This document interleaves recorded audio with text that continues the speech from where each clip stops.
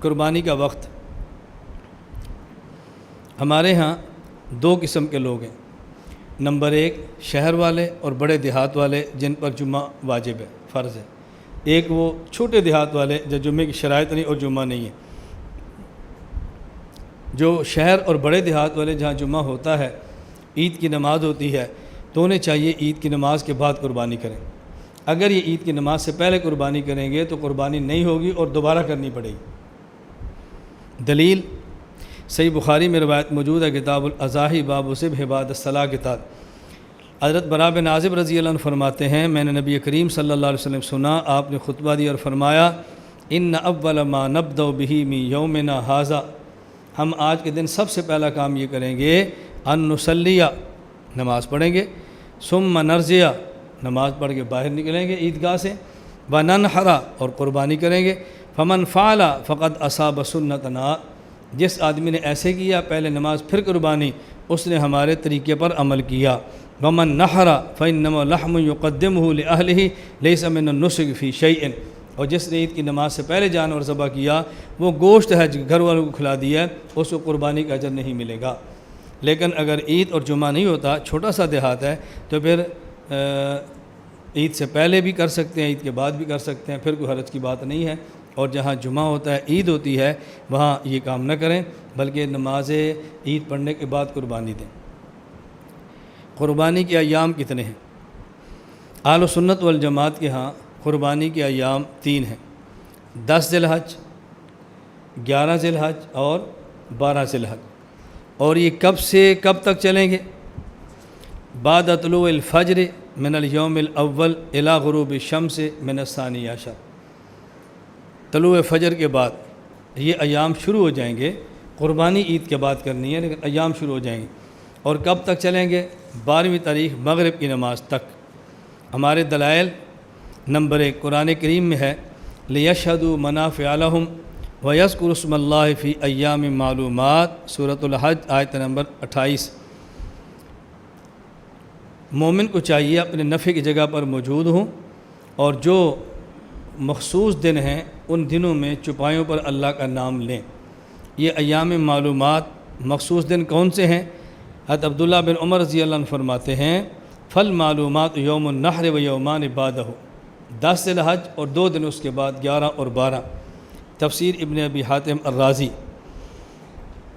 اور یہ عبداللہ بن عمر صحابی ہیں، اور جب صحابی آیت کی تفسیر کریں تو میں بارہا کہہ چکا ہوں، تفسیر الصحابی الذی شہد الوحی والتنزیل فإنہ حدیث مسند، یہ حدیث مسند ہوتی ہے تو گویا حدیث سے ثابت ہے یہ 3 دن ہیں۔ نمبر 2 سلمۃ بن اکوع رضی اللہ عنہ فرماتے ہیں، رسول اکرم صلی اللہ علیہ وسلم نے ارشاد فرمایا، من ضحى منکم فلا یصبحن بعد ثالثۃ وبقی فی بیتہ منہ شیء، کہ جو شخص قربانی کرے اس کو چاہیے کہ 3 دن کے اندر اندر اپنا گوشت ختم کرے، 3 دن کے بعد اس کے گھر میں قربانی کا گوشت نہیں ہونا چاہیے۔ یہ حدیث صحیح بخاری باب ما یؤکل من لحوم الاضاحی کے اندر موجود ہے۔ جب قربانی کا گوشت 3 دن سے زائد رکھنے کی اجازت نہیں، تو 3 دن کے بعد قربانی کرنے کی اجازت کیسے ہو سکتی ہے؟ 10، 11، 12 ذی الحج کے بعد قربانی کا گوشت رکھنے کی اجازت نہیں، تو قربانی کرنے کی اجازت کیسے ہو سکتی ہے؟ لہذا قربانی کے دن 3 ہیں۔ اب کسی کے ذہن میں سوال آئے گا کہ 3 دن کے بعد قربانی گوشت نہیں رکھ سکتے؟ رسول اکرم صلی اللہ علیہ وسلم نے یہ حکم پہلے دیا تھا، اور بعد میں آپ نے اس حکم کو ختم فرما دیا اور فرمایا، کلوا الاضاحی وادخروا، آپ قربانی کے گوشت چاہو تو ان 3 دنوں میں کھاؤ، اور چاہو تو اس کے ذخیرہ کرو اور دیر تک کھاتے رہو۔ پہلے حکم یہ تھا کہ 3 دن سے زائد قربانی کا گوشت رکھنا جائز نہیں، پھر حکم بدل گیا، قربانی کا گوشت جب تک رکھنا چاہیں رکھ سکتے ہیں۔ اب اس پر سوال ہوگا، اچھی طرح سمجھ لیں کہ آپ نے دلیل کے طور پر کہا کہ قربانی کا جو بندہ قربانی کرے تو 3 دن سے زائد اس کے پاس قربانی کا گوشت نہیں ہونا چاہیے۔ تو جب 3 دن سے زائد قربانی کا گوشت رکھنا جائز نہیں ہے تو قربانی کرنا جائز کیسے ہوگا؟ اور اس کے بعد آپ نے کہا یہ حکم تو بدل گیا، ختم ہو گیا، اب قربانی گوشت پورا سال بھی رکھنا چاہے تو رکھ سکتے ہیں۔ ہم نے کہا بات سمجھیں، یہ حکم اگر بدلا ہے کہ قربانی کا گوشت 3 دن کے بعد بھی رکھ سکتے ہیں، اس کی بنیاد پر بندہ کو یہ کہے کہ نہیں 3 دن کے بعد جب گوشت رکھ سکتے ہیں تو قربانی بھی کر سکتے ہیں، تو ہمارا سوال یہ ہے قربانی کا گوشت 3 دن کے بعد کتنے دن رکھ سکتے ہیں؟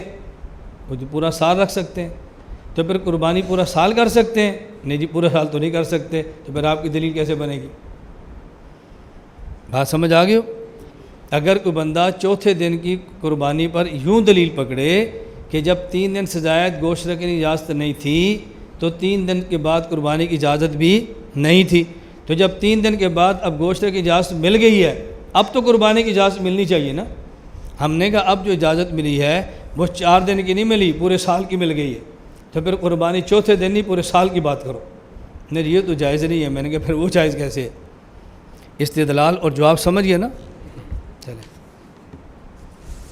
نمبر 3، حضرت علی رضی اللہ عنہ فرماتے ہیں النحر ثلاثۃ ایام، قربانی کے دن 3 ہیں، احکام القرآن للطحاوی اور متہمہ مالک میں ہے۔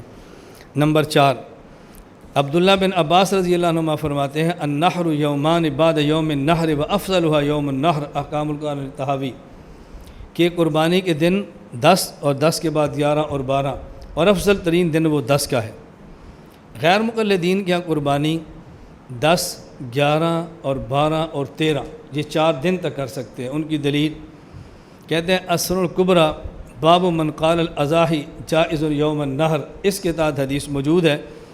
حضرت نافع بن جبیر بن مطعم اپنے والد جبیر ابن مطعم رضی اللہ عنہ سے نقل کرتے ہیں رسول اکرم صلی اللہ علیہ وسلم نے ارشاد فرمایا ایام التشریق کلھا ذبح، تشریق کے سارے ایام ذبح اور قربانی کے دن ہیں، لہٰذا 10 بھی ہے، 11 بھی ہے، 12 بھی ہے اور 13 بھی ہے۔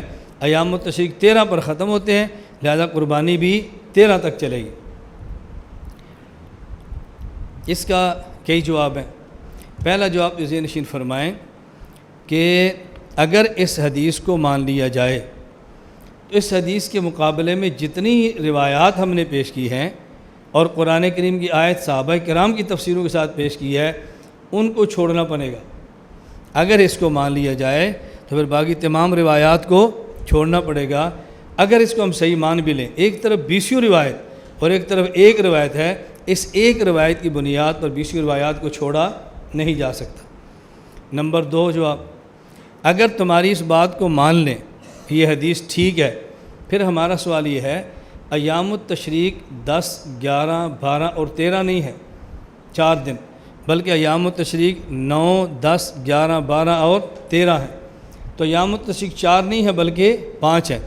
ایام التشریق ان ایام کو کہتے ہیں جہاں نمازوں کے بعد تکبیرات پڑھی جاتی ہیں وہ ایام۔ اگر اس حدیث کی بنیاد پہ آپ نے 13 کو شامل کیا ہے تو پھر اس حدیث کی بنیاد پر 9 تاریخ کو بھی شامل کرو، جبکہ 9 کو شامل کرنے کا کوئی بھی قائل نہیں ہے۔ اس کا وہ جواب دیں گے کہ جی اس دلیل کا تقاضا تو یہ تھا کہ ہم ایام التشریق چونکہ 5 ہیں، قربانی کا ایام 5 مانتے ہیں، لیکن ہم نے 9 ذی الحج کو خارج کر دیا ہے اجماع امت کی وجہ سے کہ اجماع امت ہے قربانی کا ایام 4 ایام امت ہے، اجماع امت ہے کہ ایام تشریق 9 سے شروع ہوتے ہیں، لیکن 9 تاریخ قربانی کا دن نہیں ہے۔ ہم نے اجماع امت کی وجہ سے خارج کیا۔ ہم نے کہا جس اجماع کی وجہ سے آپ نے 9 کو خارج کیا ہے، ہم اسی اجماع کی وجہ سے 13 کو خارج کر دیتے ہیں۔ تو جس طرح امت کا اجماع ہے کہ 9 تاریخ قربانی کا دن نہیں ہے، اسی طرح اجماع ہے کہ 13 تاریخ بھی قربانی کا دن نہیں ہے۔ اچھا پھر چوتھی بات ان سے پوچھیں، اگر تمہاری بات مان لی جائے تو قربانی اگر تم 4 دن کرو 10، 11، 12 اور 13، ایام تشریق 13 کا دن ہے لیکن مغرب تک نہیں ہے بلکہ عصر تک ہے۔ 13 ذی الحج کو عصر کی نماز کے وقت تکبیرات تشریق ختم ہو جاتی ہیں۔ اب سوال ہے کہ عصر سے مغرب تک 13 ذی الحج کو قربانی کر سکتے ہیں یا نہیں؟ اگر آپ کہتے ہیں کر سکتے ہیں، ہم کہتے ہیں تشریق کا وقت تو ختم ہو گیا، اب تشریق کا وقت تو نہیں ہے تکبیرات کا، تو قربانی کیسے آپ کریں گے؟ بات سمجھ آ رہی ہے؟ ایام التشریق آپ قربانی کیسے، وہ تو عصر پر ختم ہوتی ہے، یہ مغرب تک تو تشریق کی تکبیرات چلتی ہی نہیں ہے۔ اگر آپ نے کرنا ہے پھر 13 ذی الحج مغرب تک چلو، مغرب تک چلتے ہیں، پھر مغرب کی تکبیرات تشریق ثابت کرو۔ اگر عصر کو تکبیرات تشریق ختم ہو گئی ہیں تو پھر عصر تک آپ کی قربانی بھی ختم ہو جانی چاہیے، پھر مغرب تک آپ کس بنیاد پر لے کر جاتے ہو؟ اور یہ جواب جو سند کے اعتبار سے اس کو نوٹ فرمائیں، ہم کہتے ہیں اس کی روایت میں ایک راوی ہے معاویہ بن یحییٰ الصدفی، جس کے بارے میں یحییٰ بن معین رحمہ اللہ فرماتے ہیں معاویہ بن یحییٰ الصدفی لا شیء، اس کی کوئی حیثیت نہیں ہے۔ ابو زرع الرازی فرماتے ہیں احادیثہ کلھا مقلوبۃ، اس کی حدیثوں میں تبدیلی آتی ہے، بدلتا رہتا ہے۔ ابن ابی حاتم الرازی فرماتے ہیں احادیثہ کلھا مقلوبہ۔ علامہ ذابی فرماتے ہیں ضعفوہ، محدثین نے ضعیف قرار دیا ہے الکاشف کے اندر۔ بات سمجھ آ گئی؟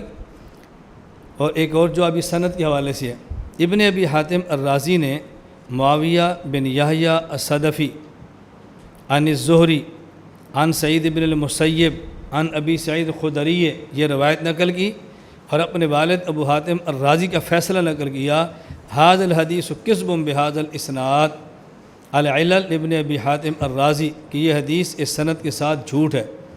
اور ایک اور مقام پر فرمایا ھذا حدیث موضوع، یہ خود حدیثی من گڑت ہے۔ تو یہ 5 جواب ذہن نشین فرما لیں۔ اور چھٹا ہم بطور فائدہ کی یہ بات عرض کرتے ہیں کہ جس طرح 10، 11، 12 ذی الحج قربانی کے دن ہم مانتے ہیں، اسی طرح غیر مقلدین کے بعض علماء جو غیر مقلدین کے ہاں تحقیق کے بہت بڑے فائز پر مقام ہیں، ان کے ہاں بڑے مقام پر فائز ہیں، تو ان کی برائے یہی ہے کہ قربانی کے دن 3 ہیں، 10، 11 اور 12۔ ان میں زبیر لذین کے عالم تھے، وہ فوت ہو گئے ہیں، دنیا سے چلے گئے ہیں، تو ان کا رسالہ نکل الحدیث کا شمارہ نمبر 44 صفحہ نمبر 11۔ وہ کہتے ہیں ہم بھی اس بات کے قائل ہیں کہ قربانی کے دن 3 ہیں، 4 نہیں ہیں۔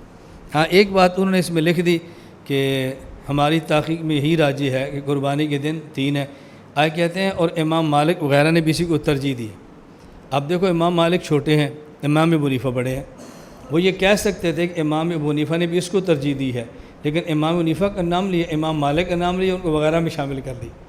امام مالک وغیرہ نے بھی اس کو ترجیح دی ہے۔ یہ امام ابو حنیفہ رحمۃ اللہ علیہ سے ایک بغض کی علامت ہے۔ اللہ ہم سب کو اس بغض سے محفوظ رکھے۔ لا الہ الا اللہ، لا الہ الا اللہ، لا الہ الا اللہ، ما لنا رب سوا۔ لا الہ الا اللہ، لا الہ